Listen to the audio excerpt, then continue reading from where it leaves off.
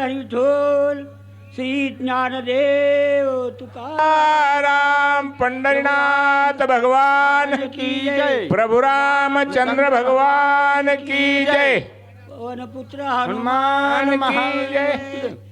जयांचे केले स्मरण होय सकल विद्येचे अधिकरण हेची वंदू श्री चरण श्री गुरूंचे नमस्कार होनी आता आती बळ्या वायुनंदन कलिकाळा नाटोपे जाण बलिष्ठ सकल वानर गण त्याशी कोण झुंजल. हो मायबाप, त्या ठिकाणी रावण काय म्हणू लागलेला आहे. रावण काय नेहमीला म्हणतोय बलिष्ठ हनुमंत. अरे हनुमंत बलिष्ठ आहे तर सर्व वानर गण सुद्धा त्या ठिकाणी बलिष्ठ आहे, ताकदवर आहे. आणि मग त्यांच्यासाठी झुंज कोण करील काळ नेहमी. आपल्या जवळ तर तेवढे शूरवीर मोठे नाहीयेत, काय करावं. कपटे करून ब्रह्मशक्ती आकलीला हे उर्विला पती तव कार्य साधावे हातो हाती उदया गबसती न येता. वाईट वागणाराला कधीच मायबाप वाटत नाही मी वाईट आहे आणि मी वाईट कार्य करतोय.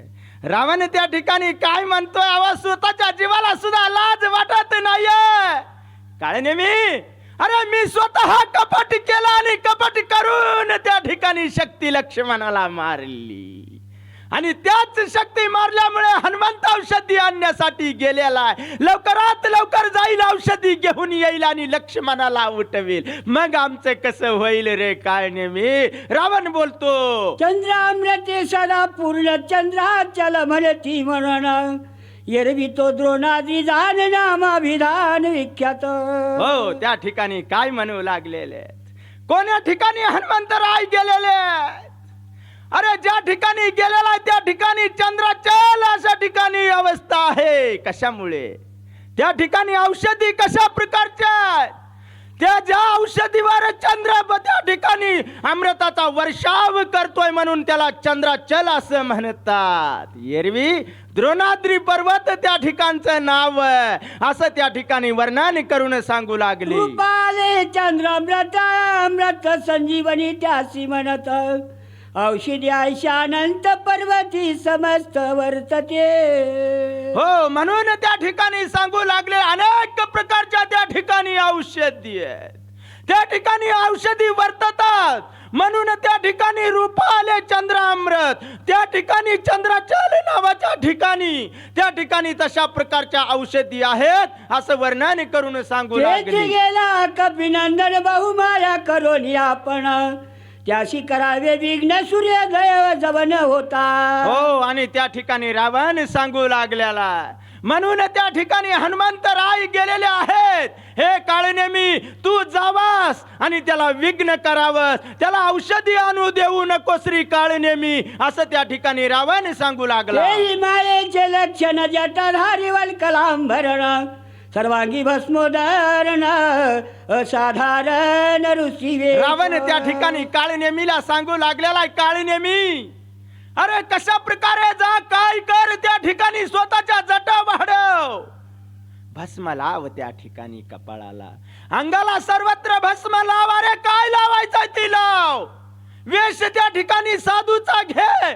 तू मायावी आहेस, हे कृत्य कराय तुला अवघड जाणार नाहीये, मी तुला सांगतो. रावण बोलू लागला, तापस्वी पूर्ण करावा आश्रम निर्माण गोवया कपिनंदन माया आपण करावी. हे काळनेमी अरे मी तुला काय सांगतो, ज्या ठिकाणी जा आश्रम सुंदर अशा प्रकारचा निर्माण कर. कसा कर, साधूचा वेश घे, त्या ठिकाणी थांब, आश्रम निर्माण कर, सुंदर परिसर निर्माण कर. हनुमंताला वाटावं की याच ठिकाणी थांबावं अशी अवस्था निर्माण कर. बर रावण म्हणू लागला, सुपक्व फळे सुशीतळ जल सुंदर वृक्ष सुपरिमळ आपण धरावे अति सुचिळे गोळांगुळ गुंतावया. हो कशा प्रकारची अवस्था झाली पाहिजे. झाड सुंदर दिसले पाहिजेत, त्या झाडांना त्या ठिकाणी फळं दिसले पाहिजेत, परिसर स्वच्छ दिसला पाहिजे आणि तू सुद्धा तसाच अवतार ऋषीचा घेतला पाहिजे. हनुमंतराय ज्या वेळेस त्या ठिकाणी येतील तुझ्या जवळ त्यांना थांबावं वाटलं पाहिजे. अशी अवस्था निर्माण कर. काळ नेहमी म्हणू लागला, निष्ठा दावावी ब्रह्मज्ञान कथेशी वर्णावार गुणंदन तेने त्याशी सुख गहन कपिनंदन विंगून केला. आणि हनुमंतराय त्या ठिकाणी थांबल्याच्या नंतर काय करायचं? काळ नेहमी निष्ठा दाखवायची. त्या ठिकाणी निष्ठा दाखवायची कशा प्रकारे? अरे 12 भाकड कथा जर सांगितल्या तर ती हनुमंत ती तुला सोडणार नाहीये. ऋषीचा वेश घेतल्याच्या नंतर रामाचंच ज्ञान त्या ठिकाणी सांगायचं. हनुमंताला त्या ठिकाणी ऐकावं वाटल, बसावं वाटल, असं काहीतरी कर बरं. काळ नेहमी सांगू लागला, ते करावे हनुमंता सुरच सांगावी रामकथा जेणे गुंती पडे कपिनाथा ते सर्वता करावे. हो, हनुमंतराय आल्याच्या नंतर काय करायचं? जशा प्रकारे आपल्या घरी एखादा पाहुणा येतो तशा प्रकारचे पाहुणचार त्या ठिकाणी करायचा. हनुमंत त्या ठिकाणी गुंतून पडला पाहिजे. निष्ठा दाखवायची, राम कथा त्या ठिकाणी साथ सांगायची. मग हनुमंतराय गुंतून पडेल. रावण काय नेहमीला सांगतो, ते राक्षसी प्राणी मात्रा सगळे ग्रासी आपण युक्ती साधावी आयशी जय जय कपिंद्राशी ते गेल. हो, आणि त्या ठिकाणी काय सांगू लागलेला?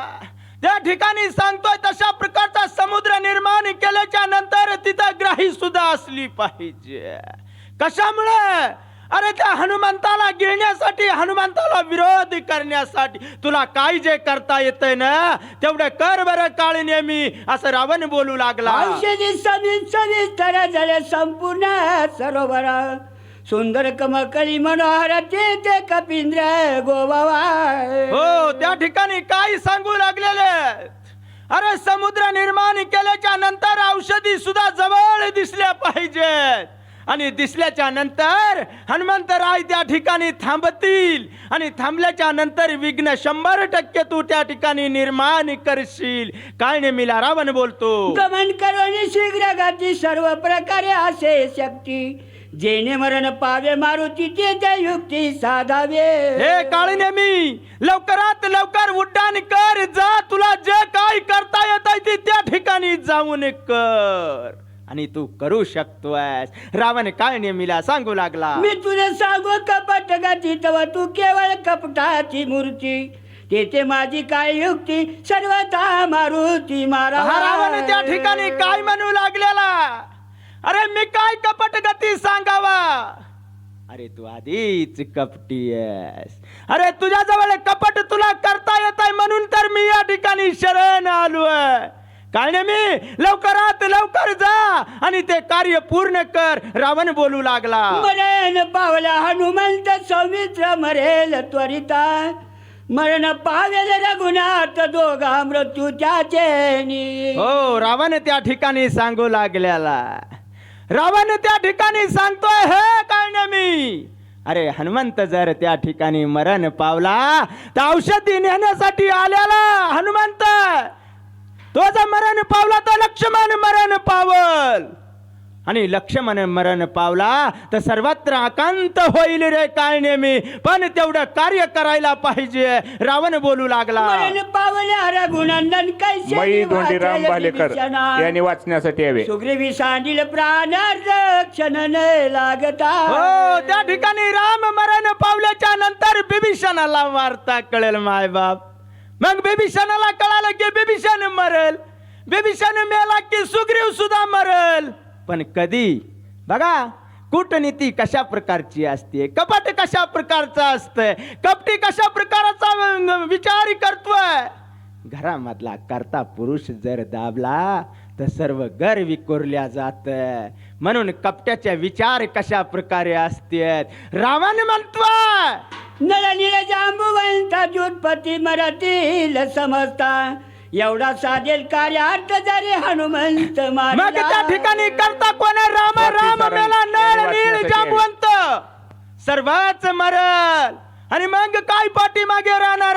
रावण बोलू लागला, म्हणून धैर्य दोन्ही चरण देईन अर्ध राज्य दान त्या चिंता सागरी बुडता पूर्ण तारू आपण स्वयं व्हावे. हो, रावणाने काय नेहमीचे दोन्ही पाय त्या ठिकाणी धरले आणि धरल्याच्या नंतर रावण म्हणतोय, हे काळ नेमी, अरे माझा जे राज्य आहे ना ते अर्ध राज्य मी तुला देईन.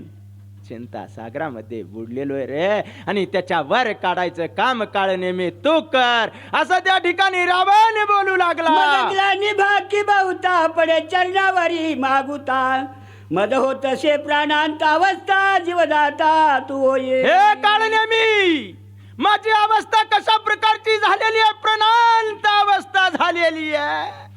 जीव असून सुद्धा त्या जीवाचा उपयोग नाहीये, मेल्या गत्त अवस्था माझी झालेली आहे. काय करावं कळत नाहीये, काय नाही, मी तुझ्या पाया पडतो, मला जीवदान दे, रावण बोलू लागला.